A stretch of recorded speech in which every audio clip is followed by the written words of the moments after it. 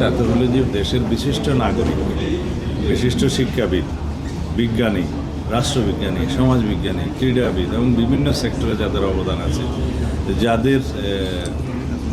যাদের অবদান আছে তাদের চিন্তা ভাবনার মধ্য দিয়ে, তাদের কন্ট্রিবিউশনের মধ্য দিয়ে জাতি উপকৃত হবে এবং ন্যাশন বিল্ডিং অ্যাক্টিভিটিসে তাদের সংশ্লিষ্ট করা দরকার। এই আইডিয়া থেকে আমরা দ্বিতীয় পক্ষের প্রস্তাবটা আমরা করেছি।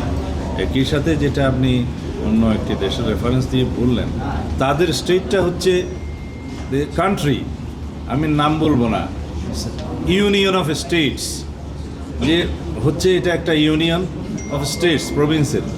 ওইখানে ফেডারেল টাইপ অফ এটা কান্ট্রি, ওখানে ফেডারেল টাইপ অফ গভর্নমেন্ট। সেই চেতনার সাথে আমাদের ইউনিটারি টাইপ অফ গভর্নমেন্ট যায় না।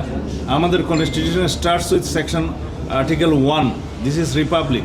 আমাদের হচ্ছে যে বাংলাদেশ যে রিপাবলিক অফ ডেমোক্রেটিক, এটা না, সরি, এটা হচ্ছে ইন্ডিপেন্ডেন্ট সোভারেন একটা ইউনিটারি রিপাবলিক। এই কথাটা আর্টিকেল 1-এ বলা আছে। তার মানে আমরা হচ্ছি যে বাংলাদেশ এটা ইউনিটারি টাইপ, ইন্ডিপেন্ডেন্ট এবং সোভারেন রিপাবলিক এখানে বলা আছে। তো সেটার সাথে যারা ইউনিয়ন অফ স্টেটস হিসাবে, হ্যাঁ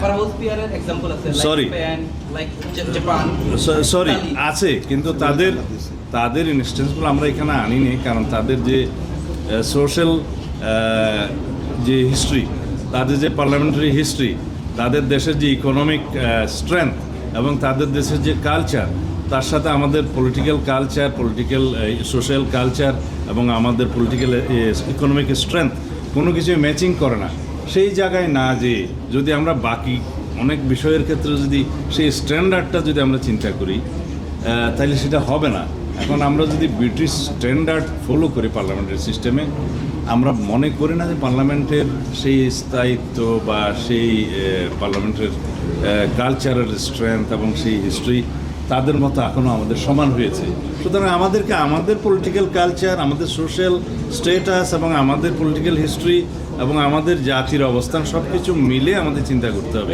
আমি এখানে প্রশ্ন